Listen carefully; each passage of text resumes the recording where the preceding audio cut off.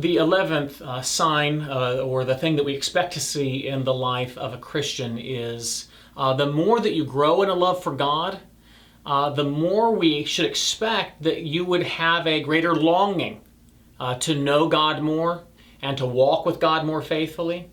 The basic idea is as you grow in your holiness, let's say, and your familiarity with who God is, the more you know who God is, the more you'll want to know Him. You've already come quite a distance. You didn't know God much, and when you didn't know God much, you didn't care much about God. But the more you come to know about God, the expectation is you do know Him, and what you know is wonderful, great, delighting your heart, and the expectation is that you'll have a greater desire to grow.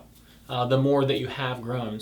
The reason why he expects this is he says, if you have tasted that the Lord is good, you've already tasted it, then there's a taste. You have a taste for it.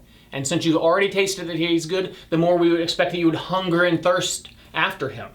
Because you already have enjoyed what you've come to know about Him, and therefore it just makes you hungry for more. Much like if you had a food that you've never had before, now you've tasted it, and you say, well, this is great food, I would like more of that. And that's to be expected among things that we enjoy.